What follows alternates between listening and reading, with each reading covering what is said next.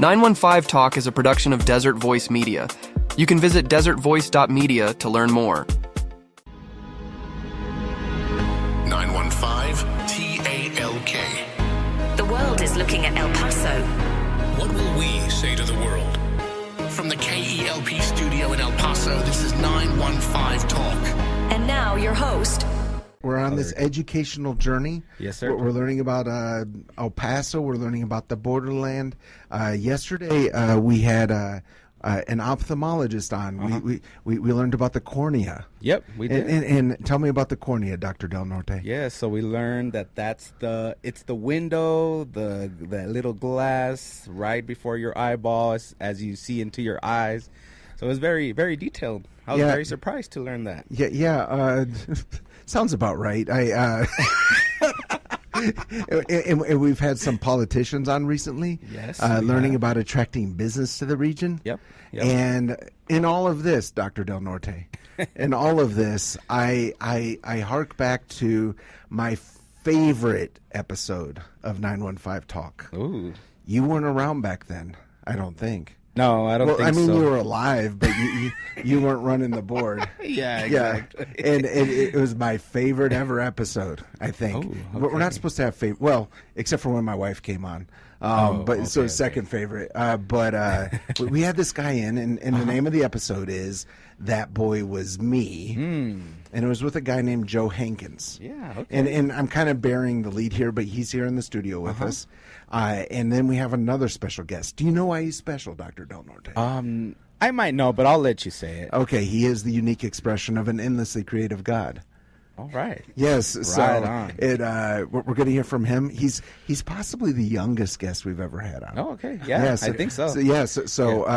But Paul exhorted Timothy, do not allow anyone to look down on you because of your youth, but set an example for the believers. I hope he's doing that. We're going to find out. I have no idea. But we have a lot to unpack here. And Joe, I'm going to save the big introduction for our special guest. But first of all, welcome. Hey, thank you so much for Yeah, having me. Yeah, and we had a lot of fun the first time. Yeah. And you told your I gotta story. behave. My son's in town. Yeah, well, so spilled the beans. Yeah, burying the lead. Okay, so you and I, when you came on, you told your story. It really is an amazing testimony. Yeah. And it was I still hear great, just people were really touched by that. But you said, hey, we have to have this guy on. But you said, I have to warn you. Yeah. You warned me. You said, you and I like to laugh. Oh, yeah. But you said, this guy is serious. So yeah, I got to behave around this guy. I know, right?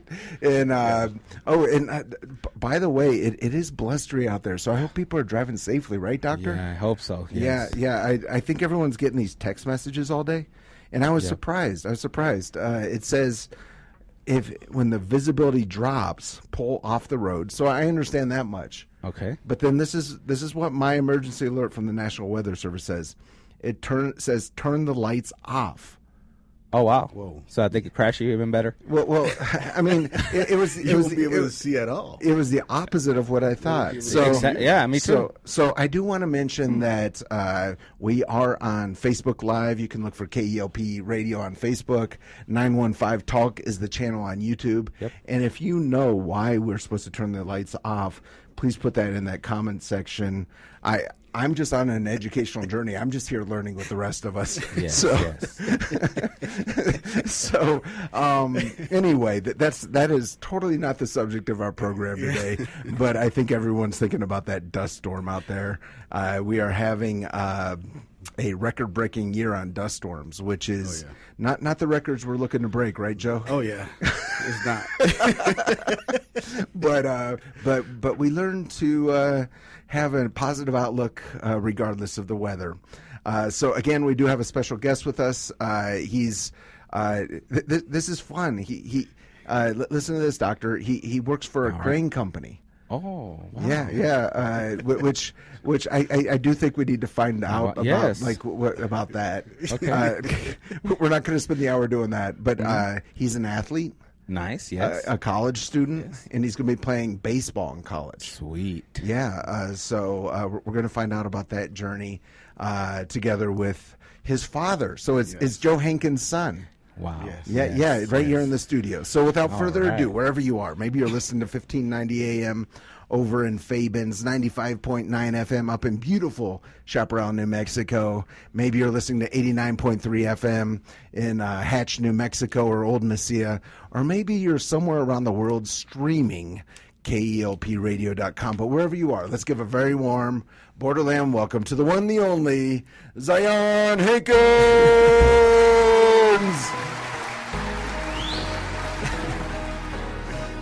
Zion, welcome to 915 Talk. Thank you so much for having me. I can talk now. You're allowed to talk now. Yeah. So much to unpack here. Yeah. But I guess the first question that let's just address the elephant in the room. You're here with your dad, Joe Hankins. What's it like being the son of Joe Hankins? Oh man, that's the first time anyone's ever asked me that. Now that I think about it, it's been a trip. Seeing a lot of different things unfold that I never got to know about my father. Just him as a competitor, him as just spiritually in his walk, and so to just grow up and kind of have that person you're kind of looking up to is kind of it was intimidating at first, but now it's kind of like it's cool, because it's become more like a friendship.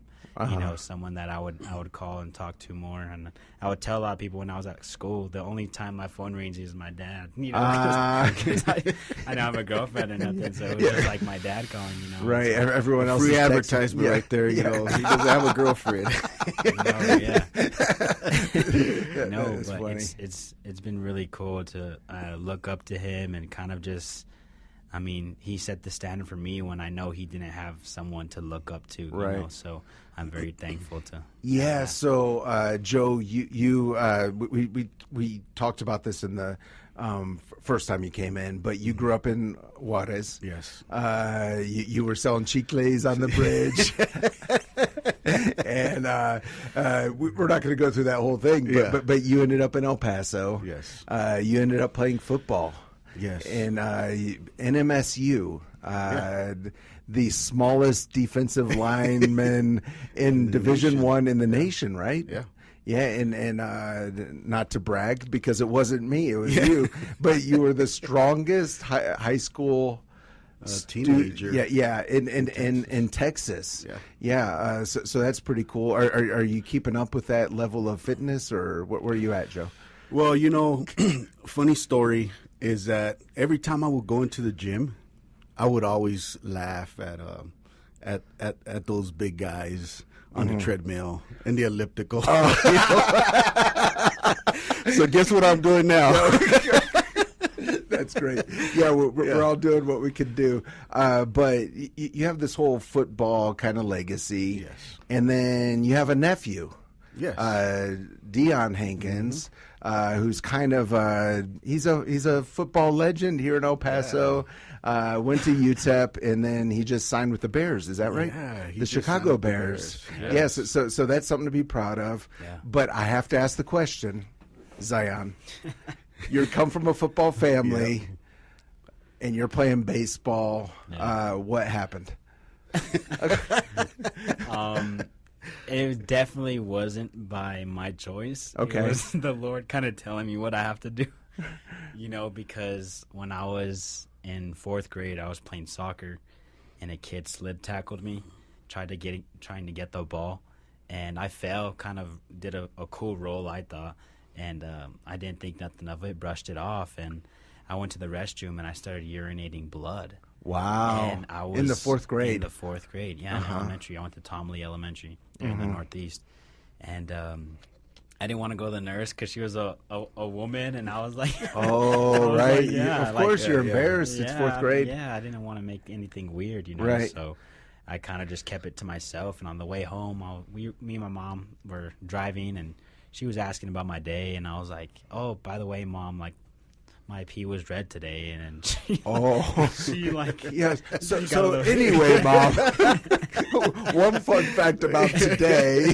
Yeah, Wow. and she kind of made it bigger than I thought it was, Right. Because I didn't think it was that Because you big of didn't a drive deal. home that Yeah. day. You went straight to urgent care, right? She said when we get home, don't flush the toilet. I want to see, and it was worse than when I went to the restroom at home. It was worse than when I saw at school, and it was like fresh blood, and so she was like, let's get right back in the car. We're going back to your pediatrician, because at the time it was my pediatrician. Sure.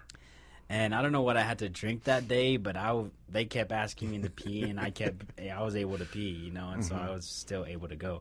And so when I got there, they did a urine test, and it was the same as it was at the house. And they're like, we're sending you to the hospital. So they sent me to the hospital, and they did. That's scary at that age. Yeah. I mean, it's scary at any age, Yeah.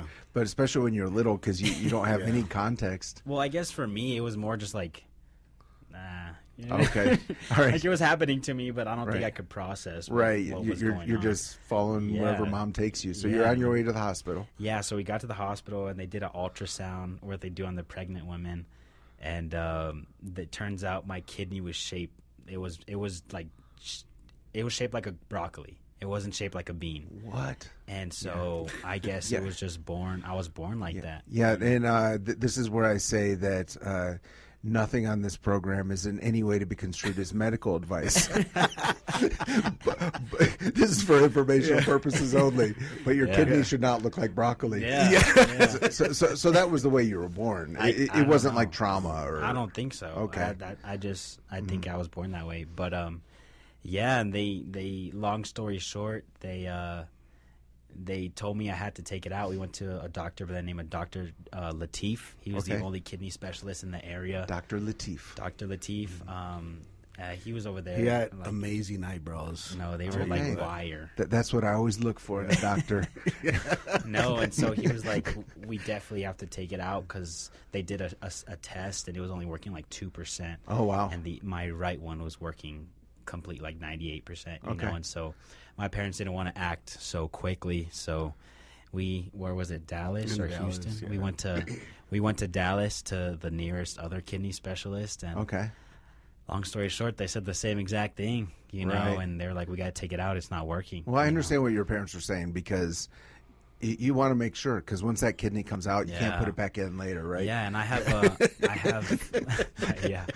my family. There's a lot of dialysis that runs through my family. okay. And Yeah. so we're like, the furthest we could stay away from that is possible. Like, that'd be the best. And so, but the conclusion was come back and take it out, and we took it out. All glory to God, everything came out good.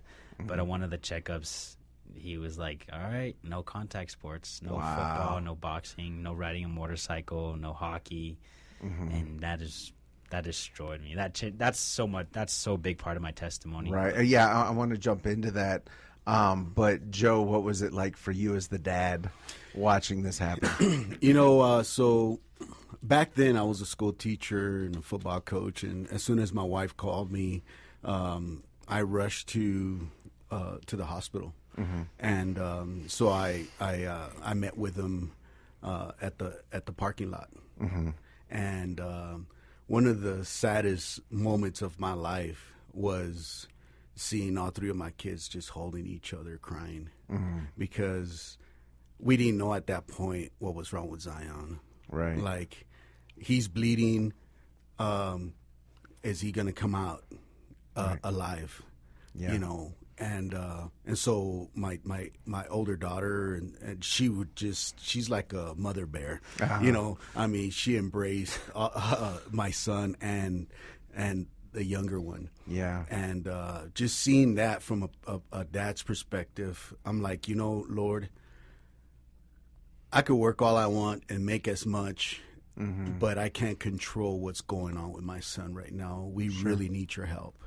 Okay. And so it was just we were in a really tough place, my wife and I. Right. Just trying to keep positive. Right. And be optimistic with our kids. Yeah, and Zion, I mean, your dad is this football player, played Division I football. And in fourth grade, were you already playing football? No, and I was so mad because like hearing his perspective, like, oh, like it made it emotional. But in my head, I was like, bruh, my dad told me I could play football in 7th grade, and I didn't even make it to 5th, and I can't play anymore. I was like, come on. And I'm already a big kid at the time. Like, I've always been like had more mass than other kids, and so in my head, I was gonna go take people's head off, you know. But at that time, it was kind of like. Yeah, so there in the 4th grade, you're already having this crisis. But, like, I would dress up, sorry to cut you off, but, like, in 4th and 5th grade on Halloween, I was going to school in his uniform, his New Mexico State helmet, his New Mexico State jersey. And, like, that's... Of course. I mean, that's pretty cool. You have an NMSU jersey from Dad. I mean, wear that to school. I was going the full uniform. Helmet would be all big, you know, but that's what I was going to be. Yeah. Okay. Yeah, and so how did you handle that crisis? Oh, man, it was kind of like a silent, I don't want to say suffering because suffering is a big, heavy word, but it was kind of a isolated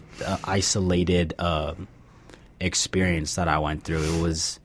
It wasn't so much of an outwardly this cool thing that's like, when you see suffering, you see like yelling and pain and crying. Right. I didn't experience that. I just experienced like that longing of I went on a bike ride, and over there's a park like 2 minutes from my house.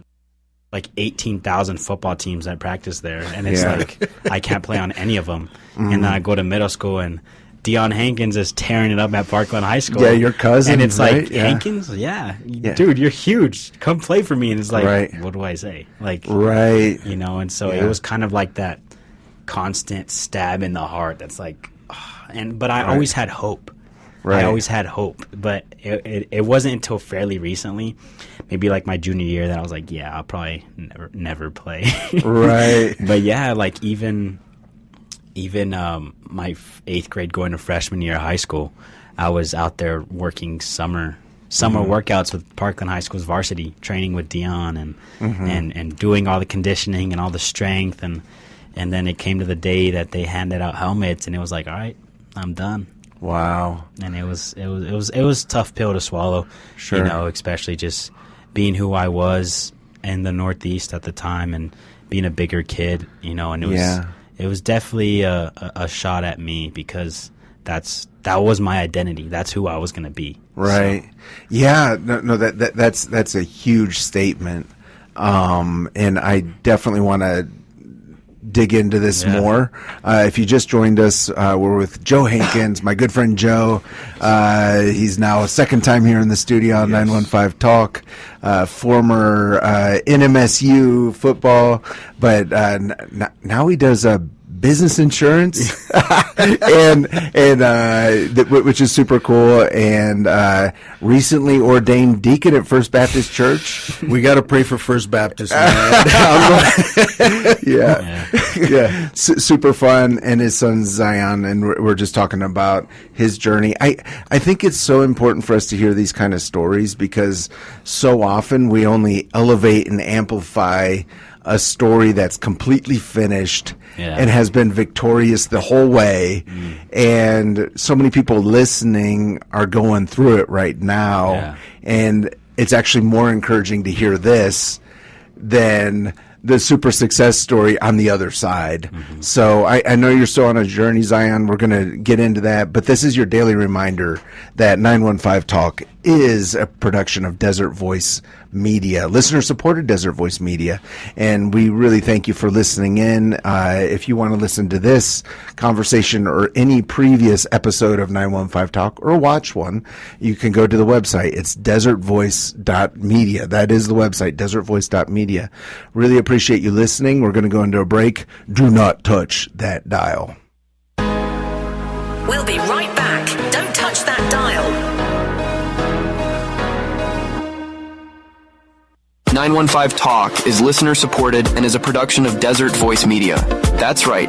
It's people just like you who make this program possible.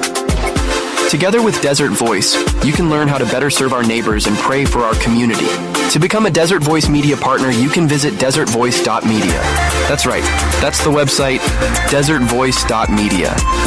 Take a look and join us today in reaching our borderland for Christ.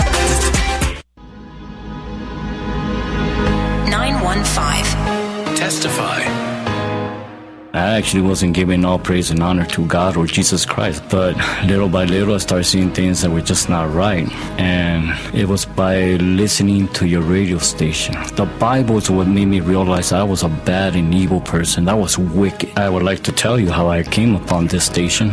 I used to work for a concrete company, and we were working on 24-hour shifts, and my truck was assigned to somebody at night. So when I came in the morning, they changed all my stations, and so I had my stations already programmed. So I was changing it, and I came upon KLP. I left it there because they called me into dispatch to go get my ticket. And when I came back, I just kept listening to it. And from that time, I never changed the radio. I left it on KLP. If I never heard this radio station, who knows, I probably would have still been lost, still living in this darkness. And they overcame him by the blood of the Lamb And by the word of their testimony. desertvoice.media. We're back. You're listening to 915 Talk. We are back, and you are listening to 915 Talk. We have Joe Hankins in the studio today and his son Zion Hankins. And Zion, we've been talking about your journey, how you grew up in a football family. Your father was Division I. Your cousin just signed with the Chicago Bears. Yeah. It was kind of expected, and it was what you wanted, was to play football. And then you found out that you had, I guess the right way to say it is a deformed kidney, and you couldn't play contact sports. Where were you at, like, spiritually at this time, like middle school, high school, as you're going through this? I think I was just like a typical church kid. Okay. Just like I played the game. Not that I was doing anything bad at school or outside of church, but it was like I was a Christian. I got saved at 8 years old. But at the same time, I wasn't actively walking, I guess, with God. I don't know. Right. As at 8 years old, how. Sure. I got you. I don't know. You weren't preaching at church in elementary school. I got you. No, that's fair. And you're kind of going through this crisis. And where did baseball come in? Oh man, I just did everything. I did soccer, track, basketball. I did everything other than football. What was your thing in track?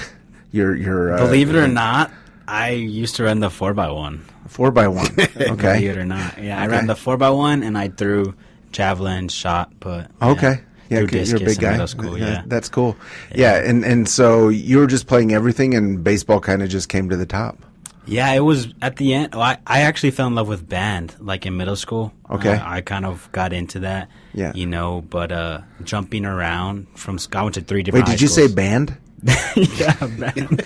That was a surprise. I didn't expect that coming. Okay, hold on. Forget about everything we've been talking about. Wait, were you like in the marching band? Yeah, I did everything. Concert band, marching band. What was your instrument? I played the tuba. The tuba. Okay, yeah. So it's interesting. If you were doing football, that would have probably been your one thing. Cool, yeah. Your one thing, because you would have been hyper focused on it. But this way, you're doing everything, including playing the tuba. So funny thing here is here I am, hard day, long day at work. Mm-hmm. Have you ever seen the Veggie Tales? The cartoon? I have. Yeah. Well, there's an episode where one of the characters is playing the tuba. Right. And so I would get home to that. Just and I'm like, tell him to shut it off. So you don't come from a musical family. No, not at all. Yeah. So you're doing everything. Yeah. Okay. It was. I fell in love with basketball, but then I stopped growing, and then it kind of... no one needs a basketball player that's built like a linebacker, right? But believe it or not, at Parkland Middle, I had a pretty good... I was in the paint, believe it or not. I was in the big number 5. Yeah, well, El Paso is a good city if you're not super tall to kind of get to the surface on I just pushed everyone out the way, Yeah. That's great. So you go through all this, and you graduate from high school. Then where are we at? Yeah. So It was kind of weird because I went to 3 different high schools. Okay. I started off at Parkland. I feel like that's on your dad. I don't know, because COVID happened during high school. Okay. So when I was at Parkland, just to kind of set the scene for you, I was coming into Parkland High School, and I was going to be starting on varsity. They moved a senior first baseman, which is the position I played. They moved him out to third base. So I was going to be starting varsity as a freshman. Okay. And then Dion is a senior. And so I'm just like, my grades started slipping because I'm on the field on Friday nights. Like, right. I'm going to lunch with Dion and all his senior friends. I'm on varsity. I'm like, this is the best ever. You know? Right. And so my grades started slipping a little bit, and my dad was like, are you serious about baseball? And I was like, yeah. And then like the next week he dropped me. And then I didn't tell anyone, none of my friends. School started in August. My last day of school was Halloween at Parkland. So like 3 months maybe. Right. And November 2nd I started at Americas. Okay. And I went over there for baseball. And then I did the rest of freshman year there, all sophomore year and all junior year. But sophomore year and junior year was COVID. So it was just online. Right. And so I moved to Andress my senior year and finished off there. And once I graduated, all glory to God, I earned a baseball scholarship to a junior college in Arizona. So I went out there. Yeah. Right. And I think I know enough about that world that you're in. It's ultra competitive. Yeah. There are a lot of people who have young men who have high aspirations. How do you couple that with faith? Yes.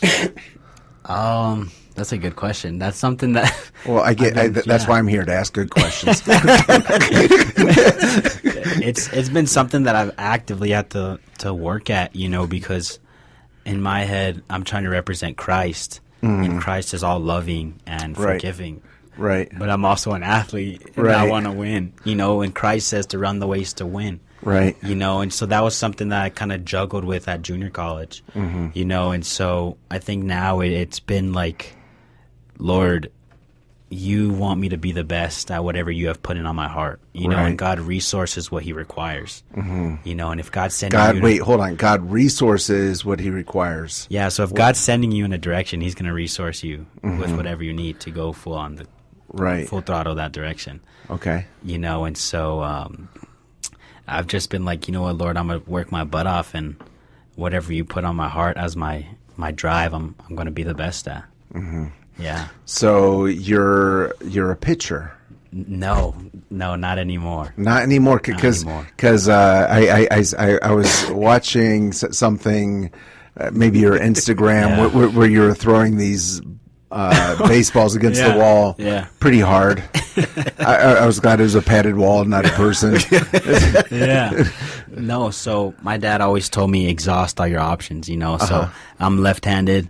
And I was like, I'm going to pitch until someone tells me not to pitch, And so the school I signed to, they want me to hit because I hit on both sides of the plate, And so lefty and righty.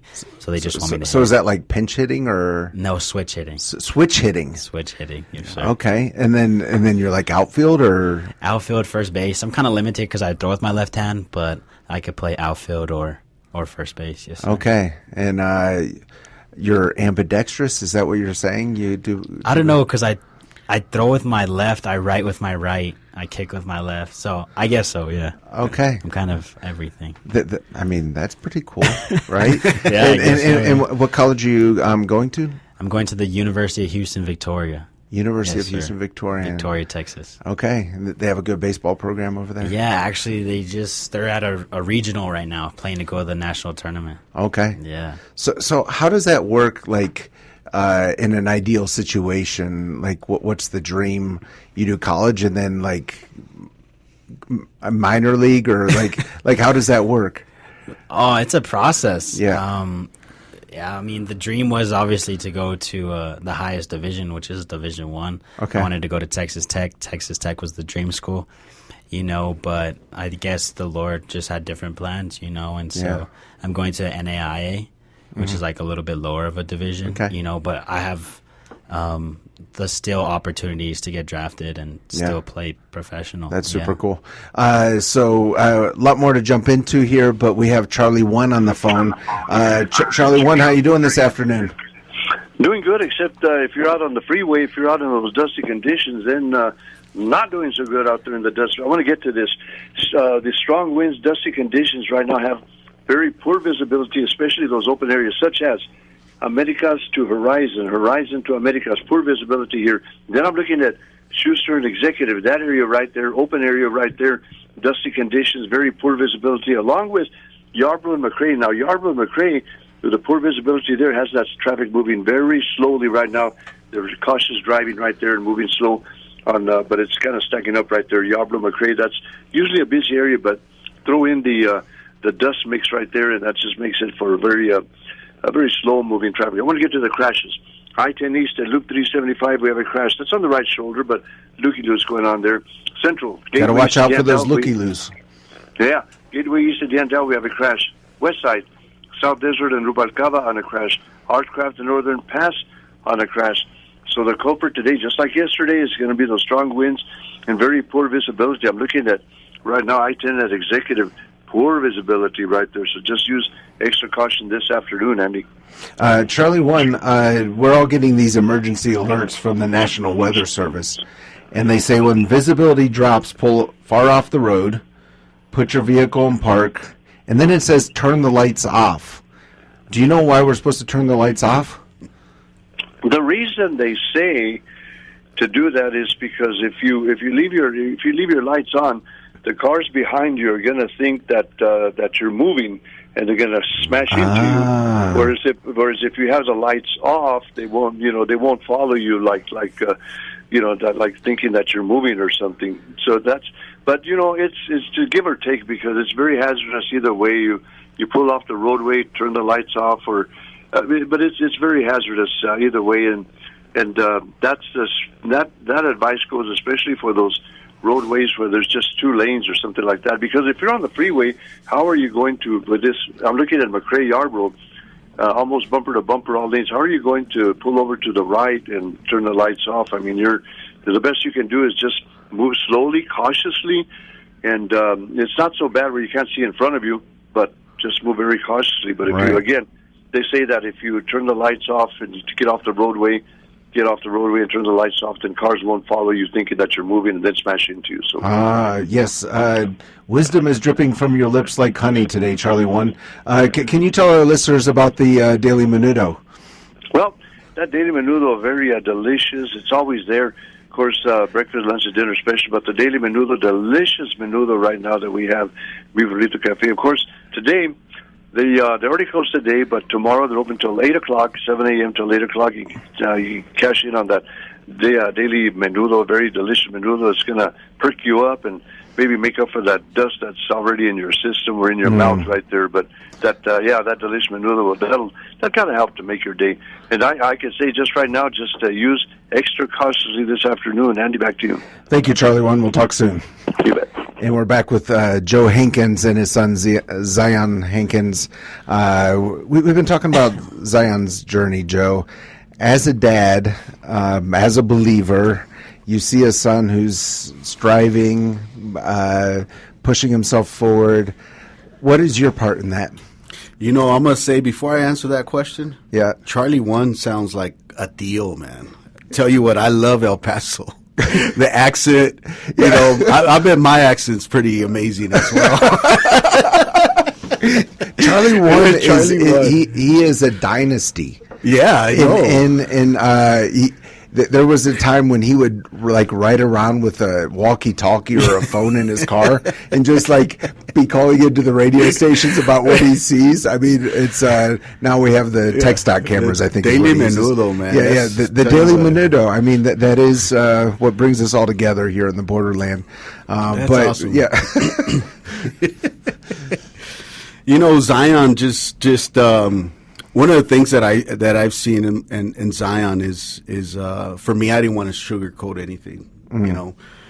Life is hard, right? And you having one kidney is going to be harder. And you don't look like a baseball player; you look like a football player. So, you don't look the part. So now you're gonna have to work harder. And I always told him that you know what, it's just you need to go out there and whatever it is, the only two things that you can really control is your effort and your attitude. You know, and Christ helps us with that. Yeah. You know, and so I'm so grateful that we could always lean on Christ, because just through sermons, that's such a blessing. Just being able to take my family to church and listen, you know, Zion's like, hey, Dad, did you hear that? You know, that sermon and what I feel like Pastor speaking to me. Right. And he would apply that to his own personal life. Yeah. You know, and so for me, I could say that I just all glory to God, you know, just looking at not only Zion, but my two daughters, Zaya and Zoe. You know, Zoe, she actually, she wrestled, and she was number 4 in the nation, and and number 1 in the state, undefeated. Yeah. And that's pretty cool. And so she was an All-American and All-State wrestler. Wow! But she's really nice. She speaks really softly. And she's like 4 or 5. And she's like 4 or 5. No, she's like 5'4". Yeah. I just exaggerate. But oh my gosh, she's really mean. Yeah. Okay. Yeah, So what did you say? What are the only things you can control? Just your attitude and your effort. Your attitude and your effort. Yes. You can control those things, and that's what you're telling your children as they go through life, and all our kids are going through different challenges. Exactly. And we are too. Yeah. But we've learned a few things that we can hopefully pass on. Zion, how old are you? I have to ask that. I'm 21. 21. Okay, Yeah. so I'm gonna like ask the I don't know, the old man question, but I think it is interesting to hear. You've been out of high school, I guess, a few years. Yeah. What is it that the youth in El Paso, the young people, need to hear or know to understand Jesus? Oh man, I think they just need authenticity.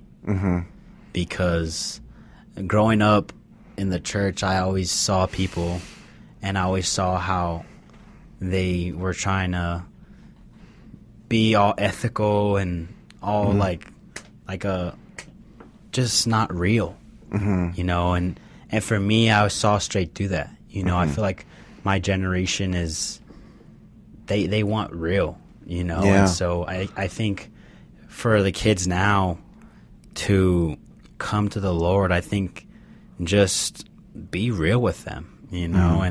And kids just want that that realness and that authenticity of someone who's there because of them, not because of their social status or their sport they play or their family. They're there because they genuinely care for them, you know. And so I work at a gym for like high school, middle school kids, and kids are closed off now. Kids do not want to talk. Why is that? I think it's just the phones. I've seen it in some of my kids. See, now members. you're talking like a boomer now.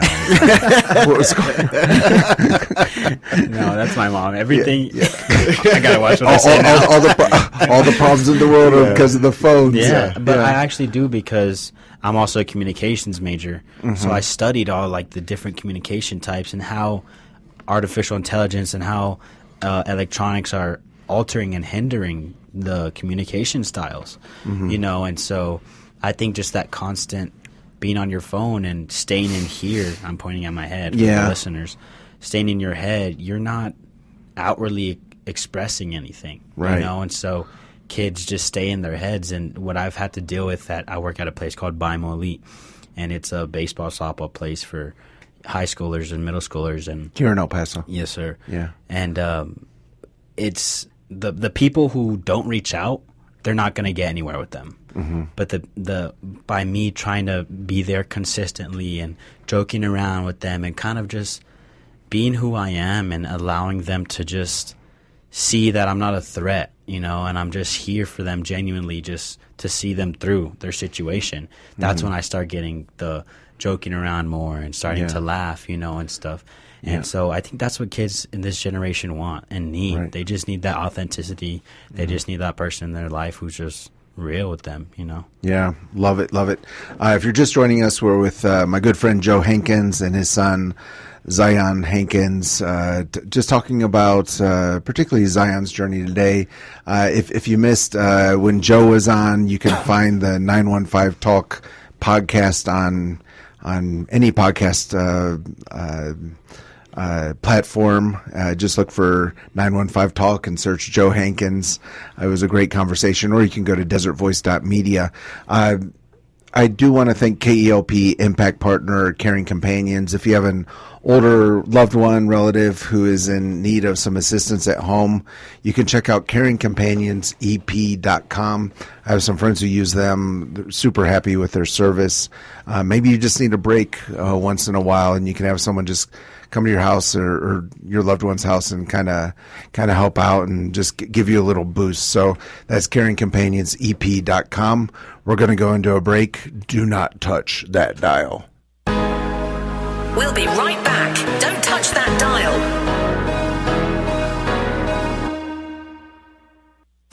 Are you looking for a Bible teaching church on the west side of El Paso? This is Terry Gray, pastor of Calvary Chapel Sun City and speaker on the Summons broadcast heard each weekday at 5 p.m. here on this station. Calvary Chapel Sun City is located at 960 West Borderland Road on the west side of El Paso. We hold services on Wednesday evenings at 7 and on Sunday mornings at 9 and 11. You can find out more information about us on the web at www.ccsuncity.org. The Lord bless you, my friends. Hey, KLP listeners, this is Pastor Terry Gray of Calvary Chapel Sun City on El Paso's west side. I want to invite you to join me at a new time at 5 p.m. Monday through Friday right here on KELP. If you're driving home at 5 p.m. or doing work around the house or getting your evening started, I invite you to join me as we go through the Bible, chapter by chapter, verse by verse. There is nothing more valuable than the Word of God, so let's invest our time in learning more about it together each day. That's our Bible study program, Summons, each weekday at 5 p.m. right here on KELP. We're back. You're listening to 915 Talk. We are back, and you are listening to 915 Talk. We're with my friend Joe Hankins. I think that we just really need to say again, you're recently ordained as a deacon at First Baptist. That's a pretty big deal. Please pray for First Baptist, whoever's listening. Yeah, it Joe's son, Zion. And, what I'm thinking of is, Joe, you told your story about moving over from Mexico. Not the easiest childhood, we're going to put it that way. But I'm reminded of this phrase I heard from someone. I didn't come from a long line of preachers, but I'm starting one. Oh, wow. I love it. Yeah, so I see that that's what you're doing. It's super cool. I think for a lot of people that you can sort of think, well, this is where my family's at. We can't move forward. We're just kind of stuck where we're at. But you're moving your family where, your children are starting to follow after God. That's super cool. Super cool to hear, Zion, of your journey. And you're a competitive guy, Zion. Yeah. And so I think we're going to do a little something we didn't do with your dad when he was on the radio. But it's kind of rapid fire questions. Okay. And we are Christian radio, so we do believe in right and wrong answers. but we also, since we're Christian radio, we try not to be judgmental when you're wrong. Oh gosh. And you are a true son of the borderland.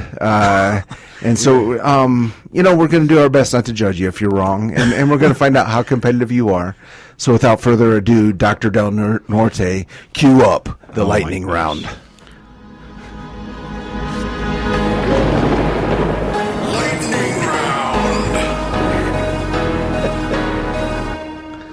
Okay, first question, Zion. It's a culinary question. It's a question you're asked. It's a question you're asked when you go out to eat. Yeah. Here in El Paso, here in the borderland. The question is this: red or green? I'm gonna go with green. That is correct.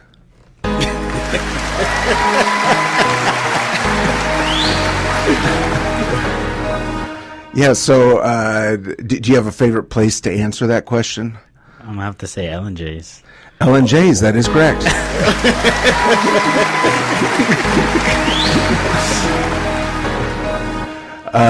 Your one word of advice for someone in high school athletics? Work. Work. I like it. I like it. Yeah, we could. Yeah.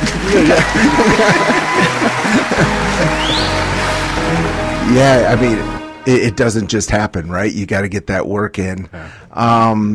At the beginning of this program, in the intro, there's this phrase. It says, "The world is looking at El Paso. What will we say to the world?"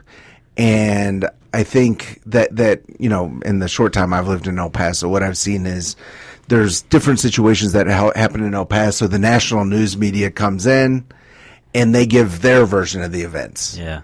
So what do you think that we in El Paso need to tell the world about this city? Is it still one word or? No, work. Yeah, no. As many words as you want. I don't know. I think I've learned more about El Paso being back, like in this gap year I've been, right. Especially working blue collar. I've learned so much more about El Paso, but it's so diverse, and the way you can go from the border and 5 blocks away you're at the Chihuahua Stadium, and it's like doesn't even look like the same place, right. And so I don't know, it's just you have to come see it for yourself. Yeah, That's come see it for yourself. Yeah. I love it. I love it. Now, let's say you have an out-of-town guest come and visit you, and you want to impress them with El Paso. Yeah. So you don't put them up in the Motel 6 like you normally would. You have them stay at your place. You're just making sure everything's perfect. Where is one place you will take them in El Paso to impress them that's not a restaurant? I think go-to is definitely Scenic. That is correct.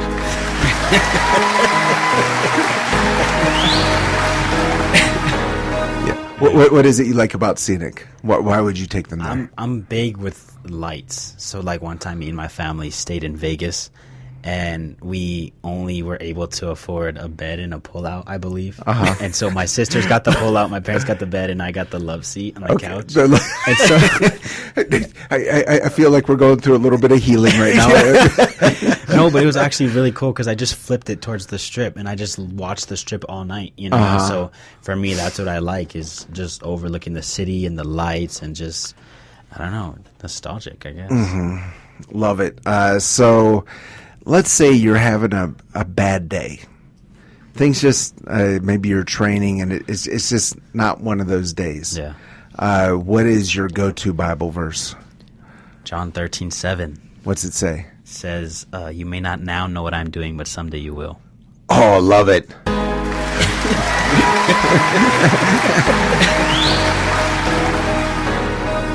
I love it. So you may not know what I'm doing now, but someday you will. It's right before he went to the cross. It was during Holy Week, and I think it was, I don't know the exact timing, maybe like at the time of the Last Supper, but the Lord is saying, I'm leaving, and they're just, questioning. The disciples are questioning, like, you're not going nowhere, stuff like that. And the Lord's like, you don't know now what I'm doing, meaning he's going to the cross, but he said someday you will. Yeah. Foreshadowing the event he was going to do. Exactly. So why is that important to you?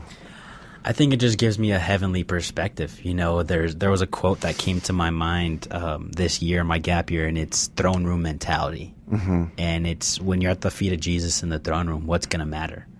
Is batting average going to matter? Is your job going to matter? Right. And so that's been kind of just like a heavenly perspective that's kind of, or a saying that's put a heavenly perspective on my thoughts, kind of just that also runs through John 13:7. Like, what does this, okay, I want to be the best at baseball, but like, is this going to matter when I'm at the feet of Jesus? You know, I love it. So, next question. Let's say you could get your high school class back together. What message would you want to give them? The gospel. Because, I mean, shout out to all the guys I graduated with, but they're not doing godly things, you know. So, what is the gospel? It's my wristband right now. I have a FCA wristband on for those of you listening, and it's a heart, a division sign, a cross, and a question mark. And it's the easiest way to show the gospel. The heart is Jesus' love for you. The division sign is our sin. Our sin separates us and what Jesus did on the cross. The cross is Jesus dying for our sins. And the question mark is, will you accept Christ's sacrifice on the cross to take away your sin, and will you accept that into your life? And so I'd try to share that with them and make heaven their home. I love it. I love it. Less important question. You work at a crane company. What is one thing about working working on cranes that people who don't work at a crane company don't know? Oh yeah. Okay, so let me iron something out. I work there, but they know I'm just there for a little bit, so they give me they give me the trash jobs. So you're not building skyscrapers. They're wash the forklifts, spray paint this, go sweep.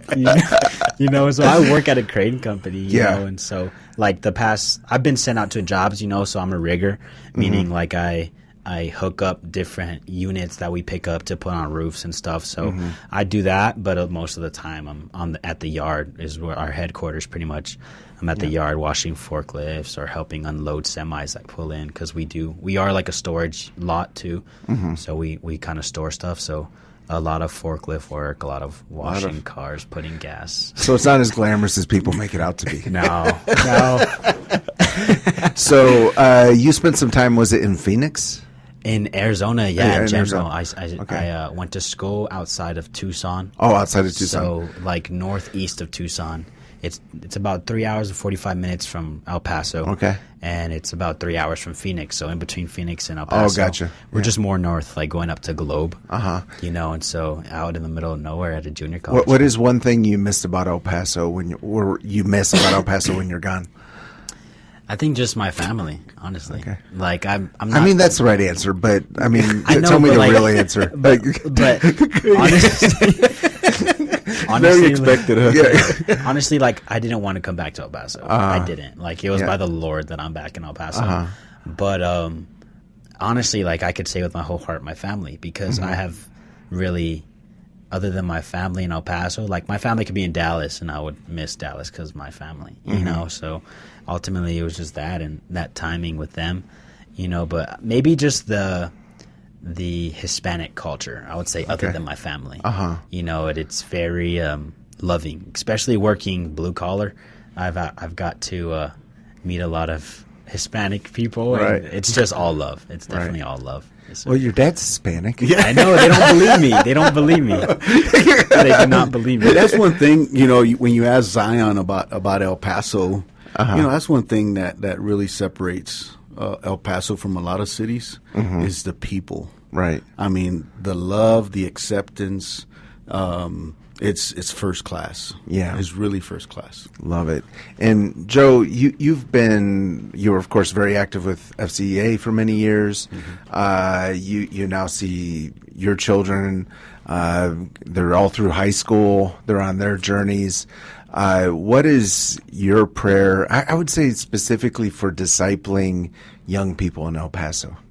I would say that one of the things that I really preach to my children, to my 3 kids, is whatever the Lord puts in your heart, whatever passion, that's His calling, that's His will. And so you need to use that platform to glorify the Lord, to bring glory to His name, you know. And so if it's at one time baseball, it's going to change. Things are going to change in the future. So whatever the Lord puts in your heart, that's what you need to do. Right. And so, but ultimately, our commandment is to go out into the world and preach the gospel. Yeah. And so we need to use whatever we have in that toolbox to fulfill that. Yeah, and it might be baseball, might be the tuba. It might be the tuba. What do you say, Joe? When he's 50 years old. Yeah. Come here. Take that competitive spirit into the tuba world and share the gospel. I love it. So really appreciate you guys coming in. It's been a lot of fun. I think just to hear about Zion, your journey in the middle of the journey, like we said at the beginning of the program. It doesn't have to be where everything's worked out now and you just won the World Series. Yeah. You know, you're doing it now, and you know, just giving each day to the Lord, and I'm sure, you know, I love the verse you shared. You may not know what I'm doing now, but someday, but you will. Yeah. And that was you in the 4th grade when you found out about your kidney, and I'm sure there have been so many other parts of your journey where you don't understand what God's doing, but someday you will. And love kind of that word of encouragement, that word of really exhortation for our audience, wherever you are, wherever you're at, and you might not understand the challenges you're going through right now, but someday you will, and it'd be nice if it was on this side of glory, right? Yeah. So, again, appreciate you guys coming in. My good friend Joe Hankins, his son Zion, and as always, like if you missed the first part of this program, you can always go to desertvoice.media, click on that 915 talk link, and you can listen in to the recording. Also, I do want to mention real quick that we have 915 Testify throughout the day. It's 1-minute testimonies from around the borderland, and you can listen to all those testimonies also at desertvoice.media. Just it's really cool just to hear stories like Joe and then Zion today, and just begin to understand that God is working in so many people's lives around the city, and we need to hear from each other. We're not in this alone. We can do it together. So again, thanks for coming in today. And as we always say, let's learn to love our city, love our neighbors, and give God all the glory. This has been 915 Talk. You have been listening to 915 Talk, a production of Desert Voice Media.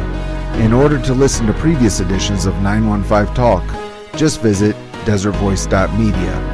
Let's learn together to love our city, love our neighbors, and give God all the glory.